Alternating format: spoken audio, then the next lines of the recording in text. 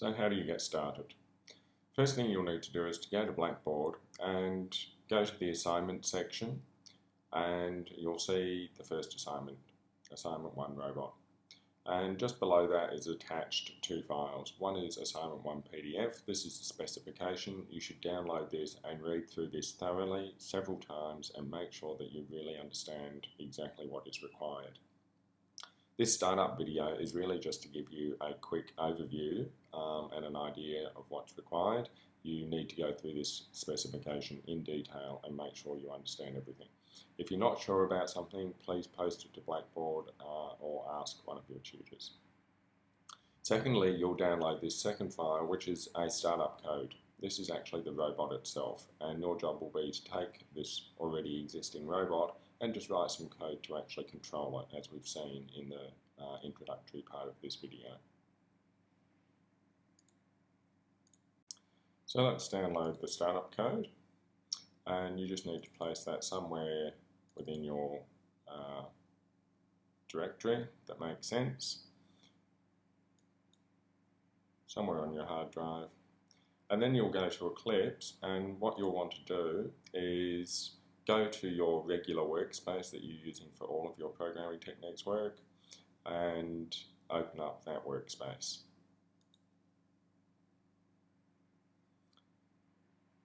Once the workspace is opened, then you can import this startup file that we've given you. So you'll have the robot available to start working on. So we'll go File, Import, go to the General tab, go to Existing Project, click on Next, and then choose this second option, Select Archive File, and then simply navigate to the location where you saved the startup file. Click on Finish, and expand it, and you'll see that inside there is a file called Robot Control. This is where you're going to write your code, and what happens is when you run the program, it comes in and it starts off in this method here. And the first thing it's going to do is it's going to run some sample code that we've given you. So we've given you some startup code that demonstrates how to actually control and operate the robot. There are further details about how to do this in the assignment specification. So this code will actually pick up the first block and move it to its destination. Your job is to first of all understand this code and then write your own version of the code so that it can complete all of the test scenarios and any other custom scenarios, configurations that we might supply during assessment. Now, the reason there's some other methods here. There's a control mechanism for scenario A, B, and C. These are just really convenience methods so that when you're working on part A of the assignment, you can write your code here. When you've finished, you can copy the code from part A into part B and then modify it to make it work for part B. And that way you've always got a separate piece of code that works for each of the different parts of the assignment. It's up to you. This is an incremental approach and usually works quite well. The parts A, B, and C of the assignment are incremental, so if you get everything working in C, then it will automatically work for A and B. So you can just have one version of the code if you like, but trying to get the more complex parts done of part C to begin with is usually quite difficult, so we recommend that you write your code for part A here, write your code for part B here, and write your code for part C here. Then when you're testing your code, you can just uncomment which particular version that you want to run. As I said, once you get to part C, you can just run part C for all parts, because if you've written the code correctly for part C, it will also work for parts B and A.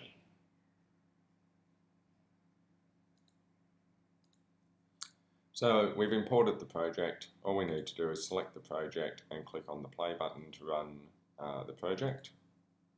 It will come up with this window to begin with. Just select Java application, and then it will ask you which file you want to run. We want to run robot test. This is the one that's actually going to give you the menu at the bottom of the screen. And then you can just, as we showed you earlier, press number 1 and it will go through and run the code. As you can see, the code we provided only moves the first block, so it's your job to get it to move the rest of the blocks until completion and then move on to the subsequent tests. So let's have a look at the code, the sample code. The first thing that you really should be doing is going and having a look at the code. You might not understand all of it because we haven't covered all these aspects yet, but you should go through and try and understand what this code is doing. So for example, we've already covered variables and data types. So we know that this is an integer variable that's representing the height of the robot arm as indicated by the comment, and its initial value is set to 2. So if we run this again, and just have a look at that. This is the height of the robot, this is the width, and then there's a third arm that drops down. So that's what those 3 variables are used for. It's quite useful when you're trying to understand a program to actually debug it. And that means stopping it while it's executing. So we can do that by double-clicking in the left margin next to the place where we want to stop the code. And then instead of clicking the play button, we click the one next to it, which is debug, run our program. It will come up and run the program and then stop on that line of code. And you can see the program is not actually continuing, it's stopped where I stopped it in the code. And so we can check these variables here. Height is 2, width is 1, and depth is equal to 0. Height is equal to 2, width is equal to 1, and the other arm that drops down is 0, so we can't see it at the moment. So debugging is a really effective way of getting to understand a program.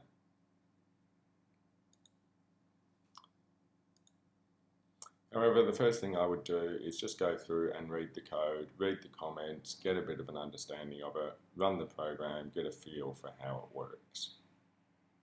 Secondly, you actually want to go through and make sure that you really understand exactly what's going on here. And this is where this debugging technique comes in really handy. So we've just worked out what these variables represent on the screen. The source height is the blocks on the right hand side, the ones that you're moving, and so forth. So you go through and have a look, read through the comments, etc. Then we come to this bit of code here. We actually haven't covered this code yet in the course. It's called a loop. Basically runs the same instruction over and over. So it's saying that while height is less than the clearance, so remember height began at 2, and clearance is equal to 12. So while 2 is less than 12, run the code inside this block. But every time the loop runs, it increases the height by 1 value. So the first time this code runs, h will be equal to 2. The second time, h will be equal to 3, 4, 5, 6, until it gets to clearance plus 1, which is 13. And then it will exit out of the loop and continue on running the program. And all it's doing is actually calling the up method on the robot to raise the robot arm. So let's have a look at how that works. I'll set another debug point and we'll run it in debug mode.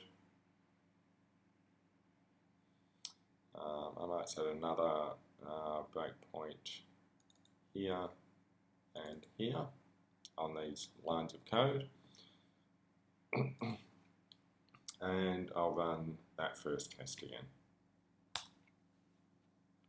And you can see that it jumps into my code and stops. And here I can actually test the values of the variables. Put my mouse pointer over h, it's equal to 2, clearance is equal to 12 plus 1 is 13.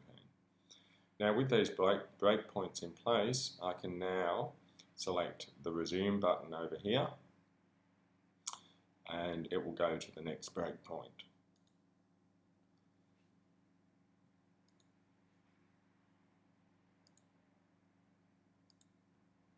Now if I change the size of my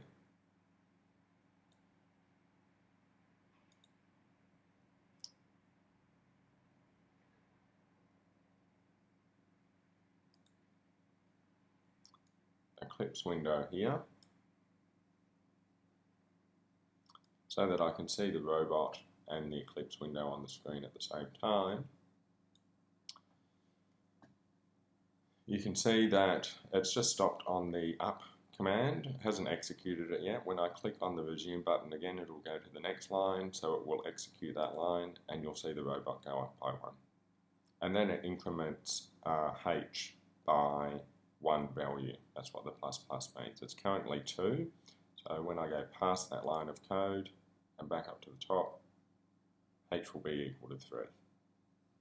And by using this debugging technique, you can step through a program and actually watch what it's doing and start to actually really get a good sense and understanding of what the code is doing and how it's operating.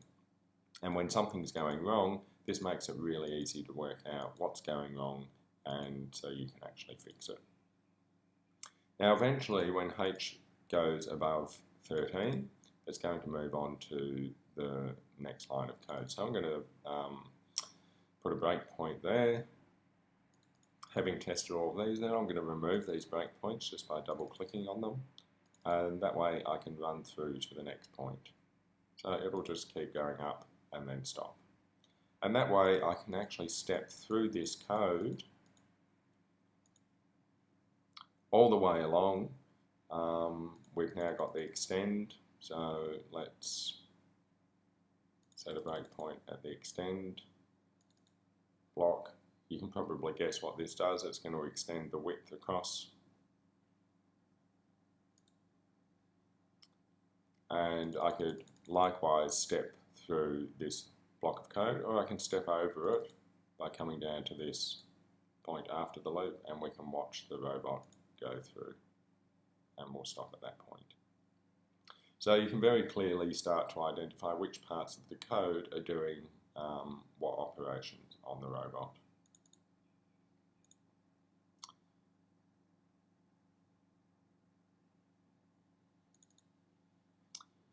I'm going to go further down the code now. It's going to pick up that block.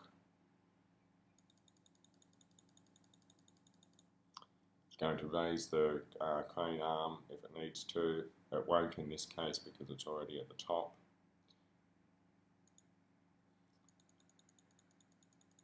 And it's going to contract, which is going to, let's jump down to that point.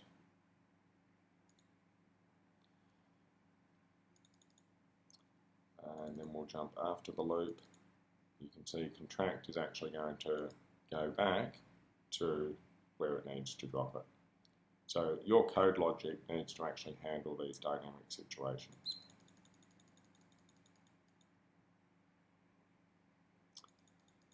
And it's going to lower it, it's going to drop the block on top of the bar, and it's going to raise it, and that's where we've stopped it.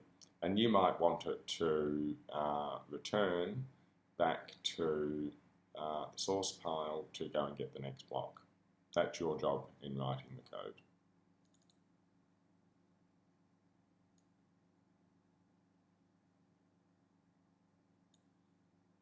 So let's just run to that final point,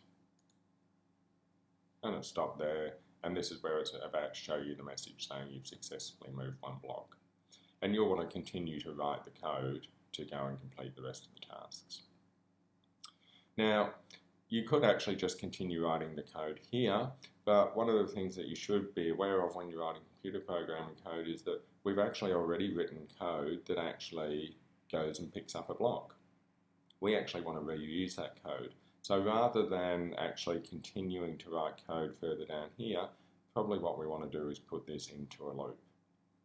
We haven't covered loops yet. We'll cover those in about a week's time, but feel free to go ahead and read up on them, or even just play around with this code to get an understanding of how it works, speak to your tutors and so forth. But probably your first task this week is really just to get the robot set up and get a really good understanding of how it all works, and play around with it as much as possible.